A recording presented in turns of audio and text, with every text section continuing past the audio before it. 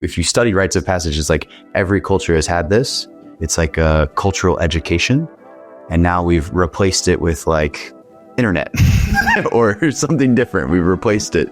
And so in the school systems, what I'm seeing is even like the transition between middle school and high school in the United States. It's an important distinction. It's an important transition. That was the voice of this week's guest, Jordan Bowman.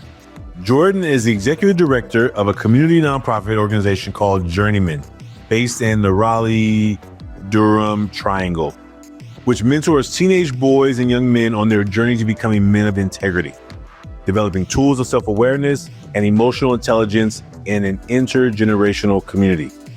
One of our recent guest comments from STL Sean requested that we explore the creative ways that after-school programming and community leaders can play a role in the development of our young people. So we thought Jordan would be the perfect person to break down the interplay between school and community leaders. So if you have ideas for the podcast or people that we should talk to, just like STL Sean, email us at totmpod100, the number 100. So totmpod100@gmail.com. And today you're going to learn 3 things. 1, how community mentors can support educators in supporting the growth of youth.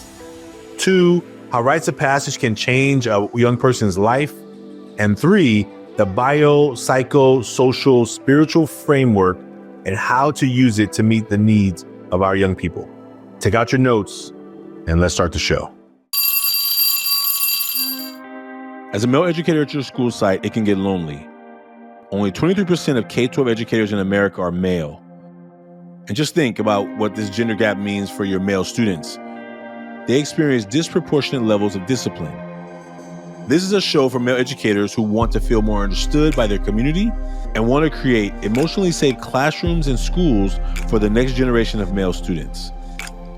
Welcome to Unmasking with Male Educators.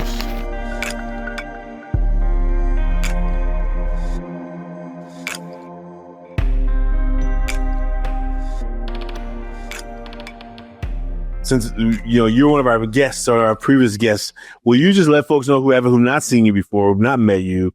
Will you introduce yourself? Tell them who are you, what are you up to in the world, and then we'll jump in. We'll jump in quick. We'll just show our mask after that, and then we'll jump right into the conversation. My name is Jordan Bowman, and I really believe in a world that's rich in connection and compassion. And there's a couple ways that I help facilitate that world coming to being. One of them is through my work as the executive director of Journeymen Triangle. It's a mentoring organization for teenage boys where I facilitate rites of passage experiences or ceremonies or rituals of maturity for young men to forge independence, resiliency, and emotional maturity. I also do some facilitation work where I'm an educator for other nonprofits and social entrepreneurs and corporate teams, etc. But yeah, those are the 2 main ways that I really live this out. But I care about connection and compassion.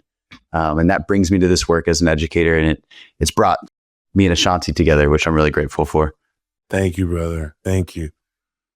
Jordan, you and I met through this work of young men's development and rites of passage. So what we'll do first is let's jump into our mask. I think that's the context of how we have built these conversations.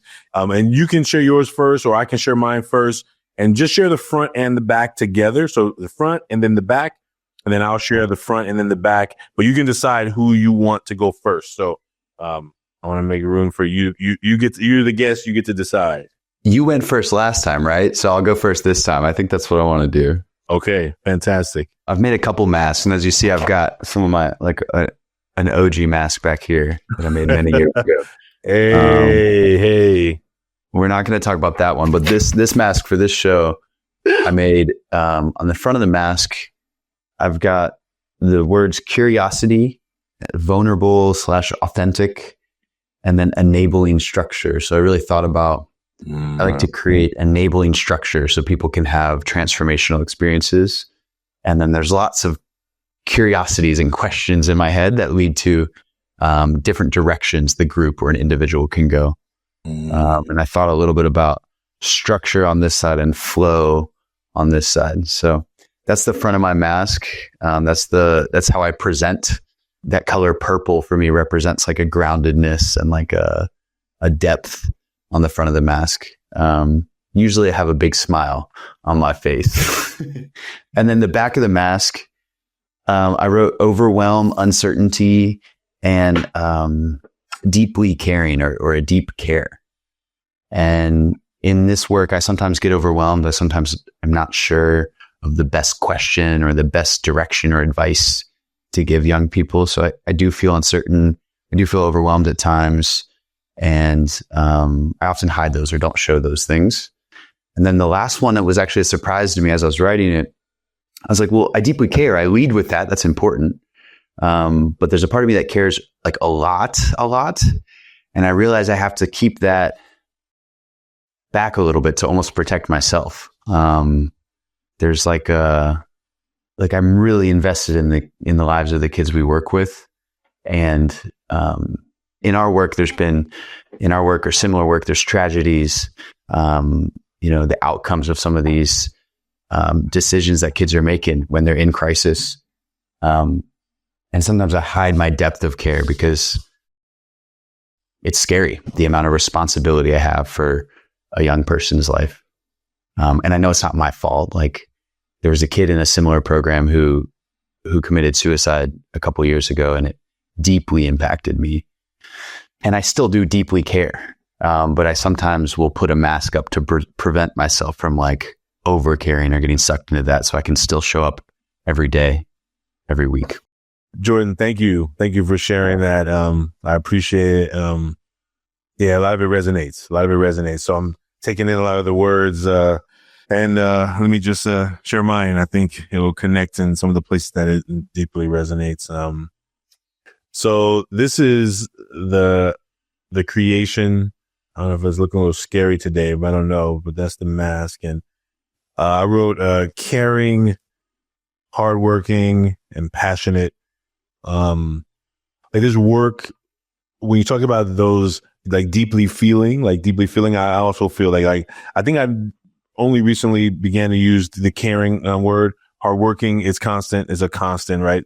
I have to remind people that yes, I am busy, I am hardworking, but it's something young men in the work, right? Like, call me. If you got something going on, call me. Well, I know you're busy. Don't worry about how busy I am. Don't let my busyness of how I live moving forward often cause you not to reach out when you need something, right? So I think it's a wild place of that's how I operate in the world, but I don't want it to cause people to feel like they can't reach out, which I've heard from some young people, in different situations along the journey. And then passionate, this work started with just mentoring, helping these young men pass algebra, and it turned into this organization. And this wasn't even on my trajectory when I was a teen. I got, this wasn't the goal of mine, but I'm clear that I'm so passionate about really creating spaces for young people, definitely our young men, to be able to be seen and heard and understood. And so, that's the front. And then the back, the things that I don't talk about much, self-doubt, worry, sadness. And this word was inspired by what you just said, overcaring. And I don't know if it's possible to overcare, but I mean it in a context of when you care a lot, when you are a person who leads with heart, the potential of your heart getting broken is large because you have it always out there. You have it like, here's my, I'm providing my heart for you to know that I'm here for you. And if I provide for you to be here for you, the person has the right to be, I don't want it. I don't care about it. I don't care about you. I don't care about none of this stuff. And I think I've had to learn over the last, luckily 20 years of this work to like not take it personal, because I think in the early days I took it personal. So, that's the mask that I'm working on today. And I think, the sadness of just what's happening in our world, sadness of what's happening here in our country, what's sadness of young people right now who are going to school stressed and worried that if they go home or their parents going to be there, worried about what's happening, just the amount of fear that is permeating around is causing me to really feel a lot of sadness. And because I don't want to get into the political mumbo jumbo, I find myself like being too quiet And so I'm in this early stage of like being able to speak out about it and not hold back, not be afraid to speak truth to power, and knowing that it's an ugly world out there. So when I start speaking out about certain things, I'm going to have people speaking out about that back, right? And there's going to be and I don't want to get into that, but I also know that to say nothing is to be complicit with the people who are being evil in the world. And I've chosen not to be complicit. I've chosen that in my life. So yeah, with that, that's my mask. So thank you. Yeah, that's good. That's good. Yeah, a friend of mine shared with me at one point, she was like, just share what you're thinking, and people will polarize to and away from you. And polarization's often bad in our political context. Like, we want to come together and not polarize. But I think she was hitting on this thing that I think you and I share, which is we've often been apolitical or like above it to appeal to everyone, to be able to serve everyone and not take a stance. And sometimes you have to just be like, this is clearly what we believe and how we show up in the world, how our organization shows up in the world. So yeah, I respect that journey. I know it's hard. Yeah. Well, in this season, you were a part of our first season of the podcast. We were talking to men all over the world. And you're on the other coast. We're here in California. You're on the East Coast, right? East Coast. And so I would like to, as we jump into this conversation around male educators, I know that you, as a person who works with schools and on the outside of education, meaning from a classroom, a teaching classroom, subject level classroom, but you do a lot of teaching and you do a lot of educating and you do a lot of supporting teachers.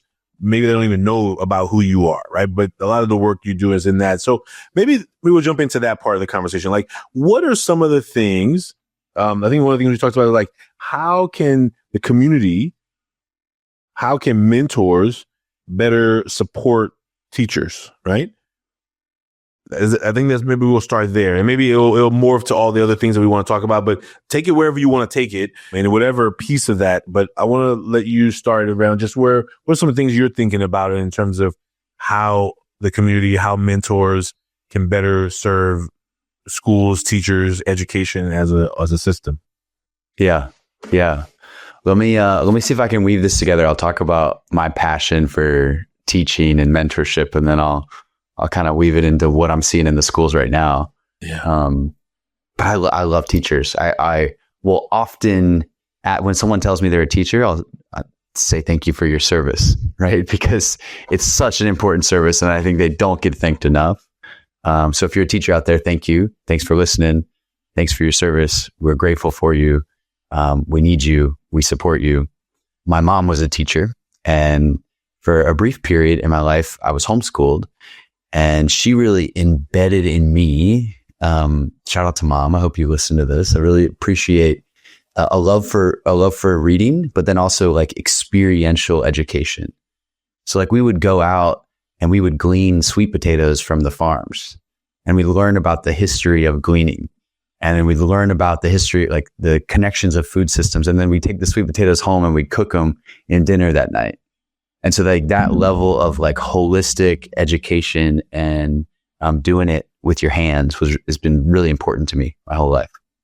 And so in my role now, I run a mentoring organization where we go into school systems and bring community volunteers to support educators, specifically with working with teenage boys. And I take those lessons that I learned from Mom. So how do we make it real for these young men? How do we give them an experiential opportunity to connect with the things that we think are important? So we use the moniker fire. Like I was showing you this earlier, but like our logo is a fire, and that's forging independence, resiliency, and emotional maturity. So that's what we're bringing in with our intergenerational cohort of community mentors who are showing up in these schools. And so there's a key distinction between a mentor and a teacher in that we come in and we have a little less connection to the young men or to the students generally, but we work with young men, and we're not the disciplinarian. We're not doing classroom management as much. We do have to manage some things, but we're not their parents. We're not their teachers. We come along as, hey, we're volunteers. We're here by choice and we get to walk alongside you and fulfill that role of a mentor. So that I just wanted to start with that distinction, a little bit of like why I care about this. And I think it's like really important that more community volunteers are showing up and supporting the schools in their area. Like everyone could connect to probably 3 schools. If you're in like a city or a metro area, there's probably a number of schools within 10 miles of you. Do you know who the principal is there? Have you thought about being a volunteer or a mentor, connecting with that school? I'm curious, in your role as an educator and as a principal, like what have you seen as far as community engagement? Do you feel like there's a similar, to here in Raleigh on the East Coast, do you feel like there's a deficit or a need for those kinds of volunteers? Well, there's definitely a need. I think that the systems are so rigid and antiquated that it makes it difficult. So for example, let's say, so the fast answer is, I think there's a definite need for men in the community who want to support students. The rigidity is like, okay, so what is all the paperwork that has to happen before that, right? So if someone came and said, hey, I want to mentor, it's not just, I can just mentor, right? It's like, okay, they got to go through the vetting, got to go through the background checks, you got to go through all these things. And I think, and those are all important, no doubt. I think sometimes because most schools don't have it in place, it's like, well, we don't know what to tell you.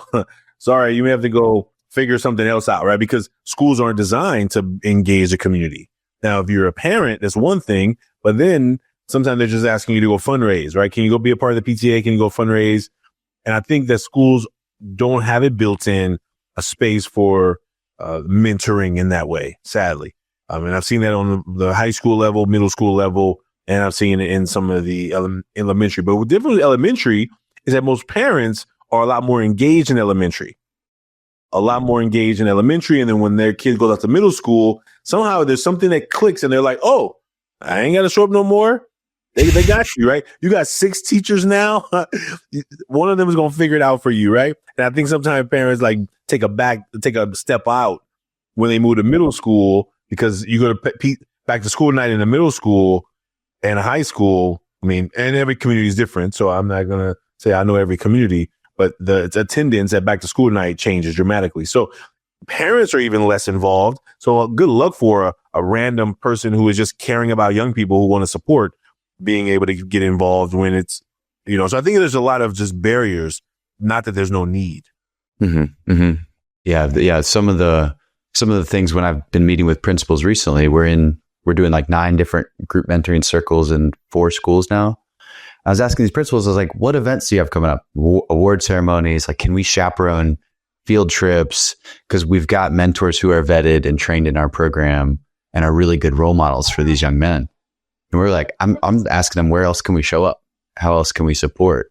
Because I want to see those threads of the community woven together more tightly. I think not only where the young people benefit from that, but the community and the mentors will benefit, right? It's like that two-way street philosophy. So I'm a big advocate for communities and volunteers, especially if you have flexibility and, PTO and your company supports you taking off, or you're an entrepreneur, you're a college student, those things, like get involved with a local mentoring organization, and let the organization do the work of the protocols and safety and background checks and all that. But I think that would be really helpful. And what we've noticed in some of our schools is there's just a lack of male presence. So we come in, and we're working with one of the schools, we're working with like 45 7th and 8th grade boys. And we're coming in like 16 to like 18 male mentors, all at the same time, rocking our Journeymen shirts. And we're walking to the school and it just changes the dynamic, even in the hallway. Just kind of like, oh, these guys doing? What are they into? And when the boys find out that we're not paid to do this, that we're showing up to support them, they're like, oh, wow, like these guys care about me. They don't know me. That's a powerful message. And at the end of the day, like, doesn't cost that much to send that message and to build those relationships. It takes a lot of effort, but it doesn't cost that much. So yeah, I don't know if we're on track with your questions, but that was on my heart. I wanted to share that. Yeah, no, thank you. I think it's all on the table. What we're trying to do right here in these conversations, as you're talking about what the work that you get to do when you walk into a school, if the presence of a group of men showing up, a team of men coming in can change the dynamics, then it means that there is some dynamics that in the space that also are not present. Now we know that there's a lack of education, males in education. Men make up about 23% of the male education, the educators that are male. And we know there are more of them in high school than there are in middle school and elementary school. And the numbers drop dramatically as you go down from high school. High school is the highest. I think middle school is next, and elementary school. So the overall average 23% shows that there's such a lack of men in the schools. And so having that energy comes, you're like, whoa, what's going on here? Like what's happening here? This is new. And for some students, maybe they've never had a male teacher, a male educator, right? Who gets that when I do this and I'm like, oh, I may not be trying to be disrespectful to the teacher. I may just be tired.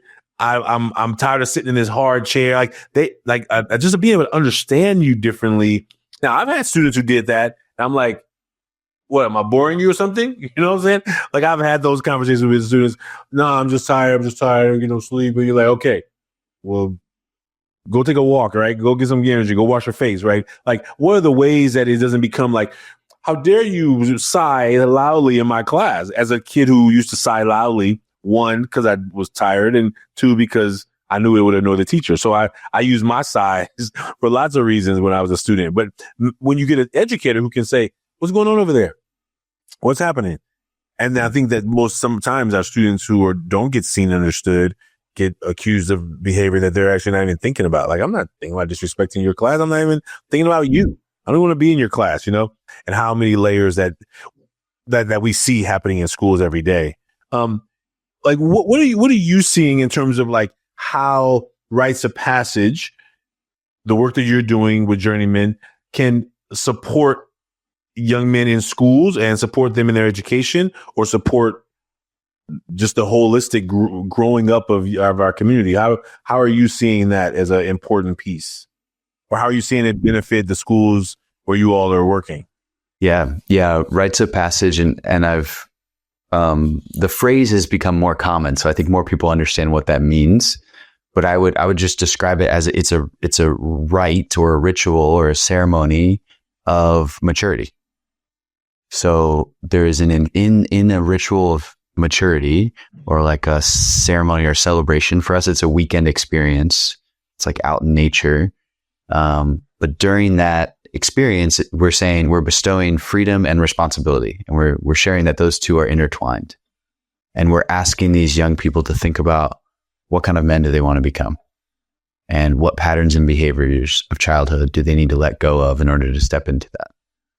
When I talk about being a mentor, one of the key components, one of the sacred roles of being a mentor is, and a polarity that's really difficult, is as a mentor, I'm simultaneously meeting this young person where they are, and calling them higher. So there's a tension there where I'm saying, hey, you're welcome, like non-judgment. Like I respect where you're coming from. And I'm inviting them up into maturity. And so during those weekends, it's really intentional about, here's a threshold. Here's a doorway you can step through or step over, into your path to becoming a man of integrity, to really embodying what we would talk about as like healthy masculinity. We ask them, what is that? How do they understand that? What does that mean? What does that look like? What are your values? And so to me, these ceremonies are crucial in the education of young people. And it's not academic education. It's like that holistic, whole human development education. And for thousands and thousands of years, humans have created these cultural educational experiences. And modern culture is the exception, where we don't have place-based rites of passage experiences. I mean, it's just the reality is that you look at if you study rites of passage, it's like every culture has had this. It's like a cultural education. And now we've replaced it with like internet or something different. We've replaced it, or we've forgotten about it. And so in the school systems, what I'm seeing is even like the transition between middle school and high school in the United States. It's an important distinction. It's an important transition. how do we, as elders and community members and wise people who've been on the earth a little bit longer and know a couple things or two, how do we honor that transition and tell the young person, hey, this is important. You should be stepping through this with intention. What do you want out of this? How do you, what do you need to let go of and leave behind as you mature? So to me, that it's crucial and it affects every other part of their education. But it's a missing piece as far as the cultural education that we don't do commonly. And I'd love to see it woven into every school in the country, in the world. But we're starting in our little corner of the world here in Raleigh and North Carolina. We'll expand out from there. Well, we're here in Cali, so we can meet in the middle somewhere so we can keep working it all the way through. One of the questions, I guess, is for people who don't understand rites of passage, who've only seen some horrific videos online where they're like, I'm not making, I'm whatever they've seen or whatever they think they know about rites of passage. Like, can you share a story about a before and after? Like, without sharing maybe names of a young person, but a before and after situation. And also, how have you seen it improve them in terms of education, right? Because if the vision is to see it in every school, like, what are you seeing as the ways young people are transformed by going through this? Now, and also maybe it'd be helpful, because I heard you mention that your thing is an outdoor thing in the weekends, and then you said something about being in schools in a session. So what's the difference between the two, and which part is the rites of passage? It's just for folks who may not understand the context. Yeah. So rites of passage is a weekend intensive experience. It's like 6 months of mentoring sandwiched into a weekend. And that is often a kickoff for an ongoing mentoring group, like a cohort that the young men can belong to. They're not always connected. Like, sometimes we do these programs without this program, et cetera. But it's really important that after rites of passage, you have that, you go through this transformational experience, and then you have a group that you can consistently come back to and think about, how do I put this into action? And how do I stay accountable to the goals I set? How do I connect and belong to a community that supports me in becoming this version of myself that I've articulated? And so that's how they're connected. And we've seen success in, each one individually, but when they're together, it's really potent. As far as a story or kind of like a message is, we've got a lot of young people who are lost. They don't know who they are. They don't know who they're going to be when they grow up. Right. Like, but they also have no direction, and they're in a state of dependence. So they've grown up their whole lives and parents have provided for them, and you're naturally dependent as a child. But then if you mix in a lack of purpose and meaning plus dependence, that's a toxic equation for addiction or susceptibility to addiction or to crime or to gangs or to any group that you could belong to where you find some sort of meaning. Unfortunately, there aren't a ton of groups. There are groups out there who will say, hey, I'm asking you to give up your values to belong. I'm asking you to commit a crime to belong. And we're creating that context of like a positive gang, a gang of healthy male role models who are invested in your success and aren't going to ask you of anything to belong other than you commit to being vulnerable and showing up present and working on yourself. Yeah. I'll stop there because I'll keep going.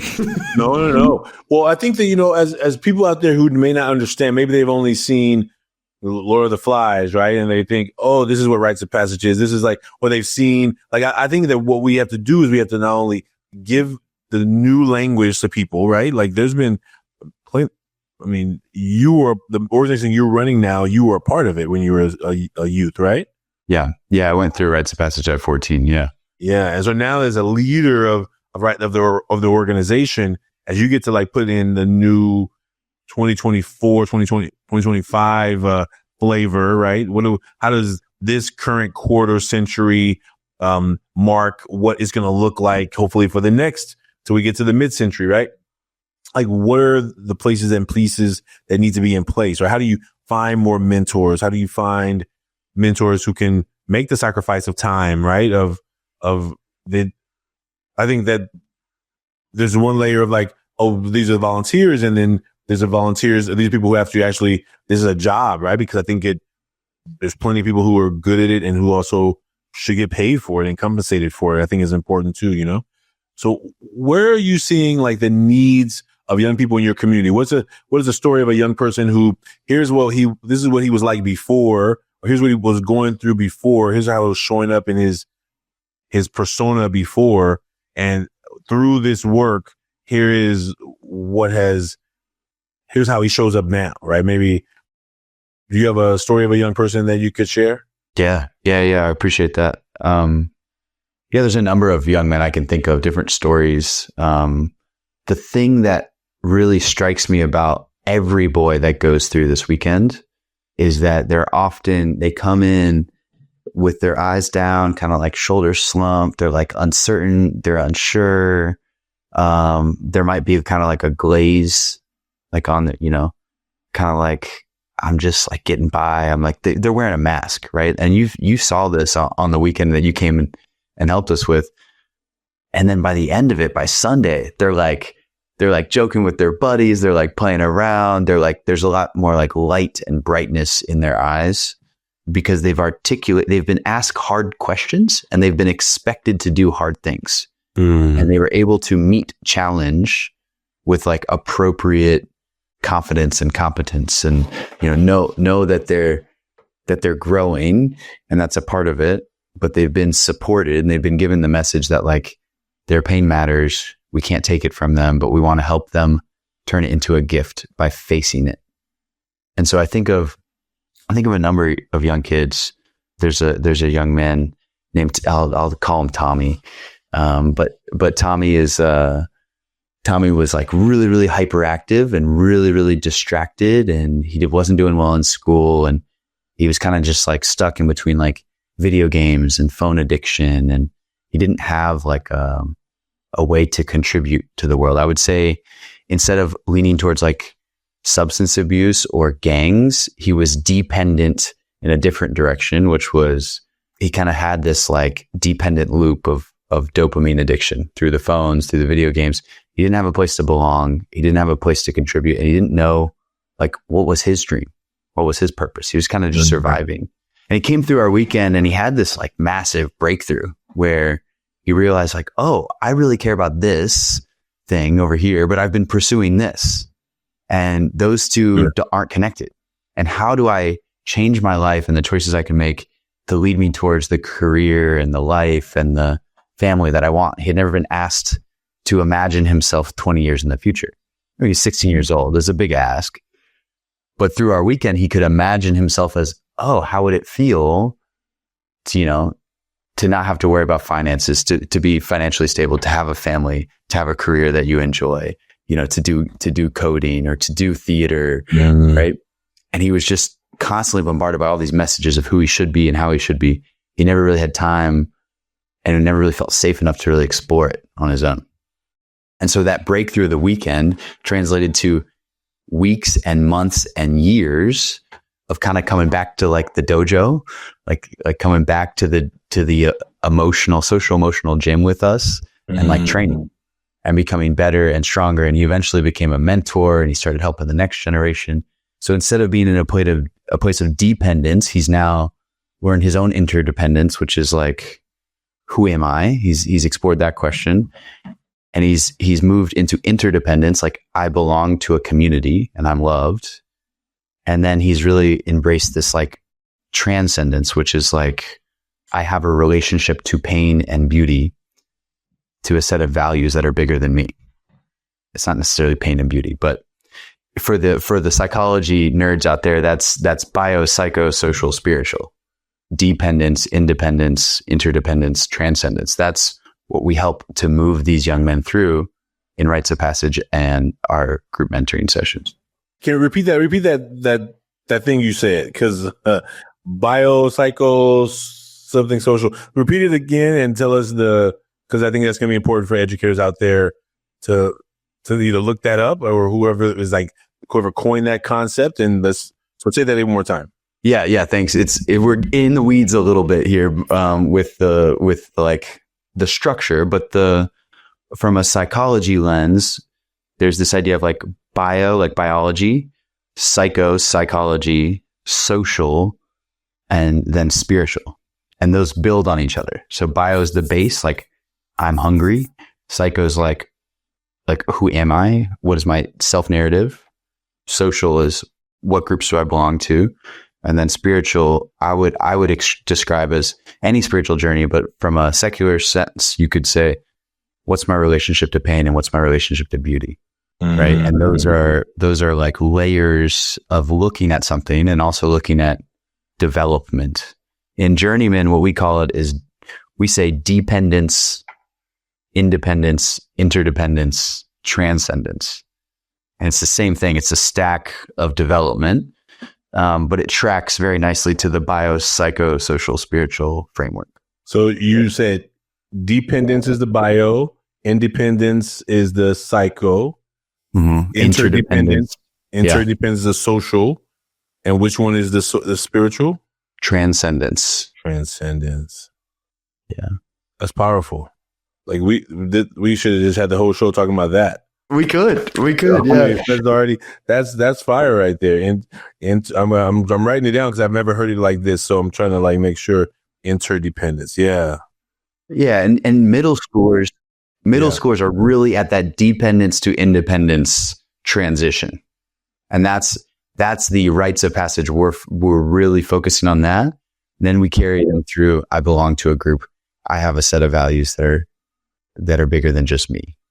But they're hyper focused on who am I in the world. And I think that's so critical to like where students fall off in terms of when they show up to school. Like as a former teacher, educator in classroom, a former administrator when I'm dealing with discipline and those kind of things. As a teacher in the classroom, you show up. Hey, I gave you the work. Go ahead and do the work. What do you want me to do? Like I taught the lesson. Now I gave you the paper. You get to work. Like what? And what most students are in the place of it, they're not in the place of independence because they're not able to be like, oh, I have an assignment. I have to do it. Right. Some of them are like, well, you're not going to come over here and help me? You know, like, yeah, of course. Ask me a question. You know what I'm saying? Like, you got to get it started. Like, I'm trying to meet you where you are. I can't go all the way to where you are and start from the beginning because I don't know what the beginning. The beginning is 1 + 1, right? If we're doing algebra, like 1 + 1, but where does your knowledge stop so that I can help fill the gap and helping them to be able to say, okay, you know what? I know this, but right here's where I get stuck, and it's getting them to have the confidence and the language to be able to say that. So then, as a teacher, I'm not coming into an empty vessel trying to be like, where do I start, right? And I think that's the part, right? If you don't like school or you don't like education, you don't like math, my classes may propel you, right? But you have to do it because it's the only way you're going to graduate, right? And then if you're in a place of lack of independence where you're like, well, I don't care about graduating, I don't care about this stuff anyway, then you've like taken independence as a weapon, right? Well, not as a thing that's actually going to hurt you in the future, right? You're like using this independence, like, oh, I don't want to do it, so I'm not going to do it, and now you're like using it as a baby, as a child, right? You're not using it as a young adult growing up. Like you're 14, but you're acting like you're 9. You know what I'm saying? Like, and so how do I help you act like you want to be? Like, how does it look years down the line? How does it look in 4 years, Mr. Freshman, if you don't pass this class? Well, what happens? And helping them paint a picture that they can see, like, oh, you're not going to graduate. You're going to be looking for somebody to blame. You're going to be looking like, Mr. Branch didn't pass me. No, that's not how it works. Like, you can say that with words, but you and everybody in this class is going to know that I'm here helping you, and I'm here to I want you to win. Yeah, but that's dependence. That's textbook dependence. It's I'm not okay, and you need to do something about it. That is it's your fault. I'm the victim of your classroom, right? And that's where a lot of them are. And so you got to understand that framework to know how to help them, how to support them. That's huge. That's beautiful. That's beautiful.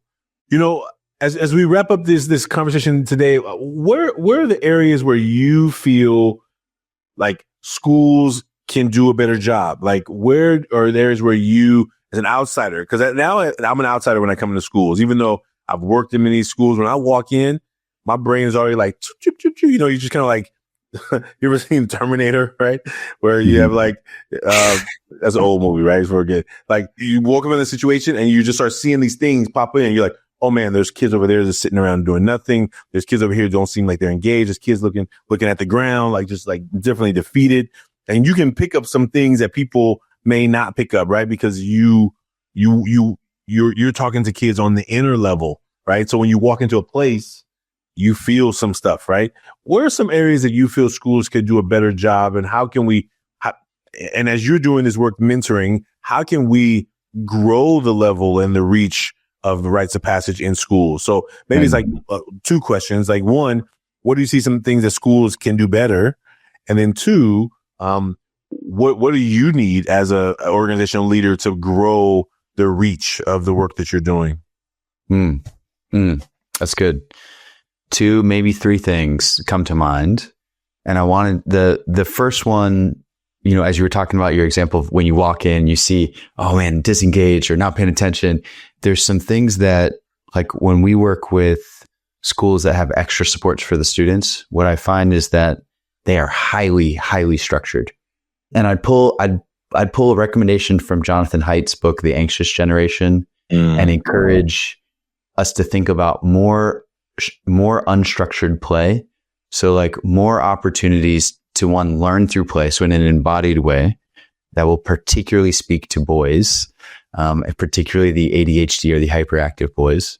But learning through play and embodiment, and less structure in physical settings, and then more structure in virtual settings. So maybe no social media till 16, or maybe it's a phone-free school. That'd be great. But there are more opportunities for unstructured play within that setting. So some calibration from educators around, where do I let this play out and where do I need to step in? Like what part of that interaction with, you know, Billy and Timmy needs to happen so that they can grow socially and emotionally? And when am I just like not wanting it to be a certain way and inserting myself? So that would be one thing I would mention. I would also mention like presence. Like what I find with mentor training and facilitator training is that the degree to which I can be comfortable and present with myself is the degree to which I can hold space for the young people I work with. So encouraging educators and school systems to help support any programs that allow educators to be self-reflective and to practice presence, to practice their own presence, to practice where their triggers are, to look inside and build some strength around how can I be more present? How do I know when that reminds me of something I don't like and I'm projecting? Or how can I manage my emotions better so that I can be comfortable when there's a storm going on out here? And then the last piece would be, let us help you. So as a community member, as a kind of education entrepreneur, I run a nonprofit, like, please remove some of the red tape and the bureaucracy to let community members, especially folks who really care, like, you know, the wise elders and the teachers and the mentors who want to support. You need safeguards in place. Absolutely. But like, let us help you, because we can come in and say the same thing you're saying and it be heard differently, because I'm not playing the role of your parent, or I'm not playing the role of your teacher. I'm a mentor. I'm a coming alongside energy. So let us help you support with the communities, you know, so ask yourself who's around. And then I often don't talk to educators. I talk to individuals and I say, show up, show up at the schools. The kids need you. Like the youth mental health crisis demands this of you to be a part of society in this moment, is to be thinking about that and how you can support. Yeah. Jordan, thank you. Thank you, brother. Thanks for your wisdom. Thanks for your heart for this work. Show up. So whoever's listening to this, whether you're on the East Coast or you're on the West Coast or you're in somewhere else in the country, in the middle, like there are ways for you to get involved in your own community. You may not have an organization like Journeymen. You may not have an organization like Ever Forward to just right away jump in, but there are ways you can get started by just doing the work for you. And if there's one thing about doing the work that I think is important, of like, I want to give back, And the two is also what I tell people who everyone wants to volunteer. Have you done some of your own work? Mm-hmm. Now, having the desire to help means you're at a level of maturity that you know that giving back is important, but it's also a part of the work that I have done some of the work on myself and of my 12-year-old, 10-year-old, the little boy in me, right? Who didn't get what he needed growing up. And if you did, great. Then you've already done the work, right? But if you haven't, say, have I reflected on all the shadows and that I'm carrying in the world? Like, have I done some of that work? Definitely want to encourage you that. And I think sometimes people come to us and they say, hey, I would like to volunteer. I'm like, hey, what kind of work? Well, I want to be a mentor. I'm like, okay, cool. Have you done some of your own development work? And they're like, oh yeah, I'm an adult. I'm like, well, yeah, you're old, but have you done the work? You know what I'm saying? And the work is more than just age. The work is reflection on the times that things didn't go your way and how you navigated those times, your own emotional intelligence around what it means, right? So those are the journeys that we're on, you know? Absolutely. Yeah, it's maturity, right? Not age. And that means showing up and listening and paying attention. And to me, it's also being a part of community of practice. So sitting in circle with other people and helping us calibrate each other and support each other as we learn, because we're all being human for the first time, I guess. We're figuring it out as we go. Man. Will you let folks know, Jordan, how folks can get in touch with you, how they can see the work you're doing, hear about the work you're doing, learn more about what ways can people follow your journey in this work? No pun intended, for Journeymen. Yeah. I appreciate that. Our website is Journeymen Triangle, triangle like the shape or the region in North Carolina here, .org. So journeymentriangle.org. You can reach out to me there. My email's on the website. And I'd love to chat with anyone who's curious about rites of passage, who's curious about group mentoring circles in their schools or communities. We're hoping to host a national convening at some point of practitioners who are doing rites of passage. So if you want to be a part of that conversation, regardless of where you live, we'd love to connect you with resources and supports and maybe invite you to our gathering in the next year or 2 years, something like that. Yeah, absolutely. And I think, what we'll do is in the show notes, we will also put a link to mentor.org's website where they have a database of mentoring organizations. I think I'm on there, but I'm not sure if Journeyman's on there. But you can just begin the homework of like, what are the mentoring organizations in your community, so that if you're not in the Triangle in North Carolina, if you're not in Oakland here in the Bay Area, California, that you can see what is available around you and do your own due diligence to see if those organizations match the values that you have for your sons growing up, or and that's mentoring for all students, not just young men, but Jordan and I are talking about our work with mentoring young men. So thank you, brother. Thanks for being here. We will put all the contact information in the show notes, and folks out there, and Jordan, thank you for sharing your mask with us. I think I want to just thank you for not only your wisdom and knowledge, but for being willing to be vulnerable and share what's happening that people are not going to see behind that amazing smile, right? That sometimes there's so much more to us than people can see, right? There's more to me than you can see by looking at me. And I know there's more to you than I could see just by looking at you. But I think that's the work that we're in right now. Yeah. The mask is so important. I use it almost every day in Journeyman. And so thank you for doing the work of the mask. And I'd love to end on just this little, can I share a little bit of this poem? Yeah. It's a Hafiz poem called The Warrior. And there's a section of it that says, the warrior wisely sits in circle with other men, gathering the strength to unmask himself. So that's the challenge and opportunity I'd invite your viewers to reflect on. Hafiz said, I love that. I love that poem. That's a beautiful poem. Thank you, Jordan. So good to see you again. Thank you for being on the journey with us. I keep using the word. Thank you for being on this path with us. Absolutely. And it's a journey too. It's a beautiful word. It means a lot.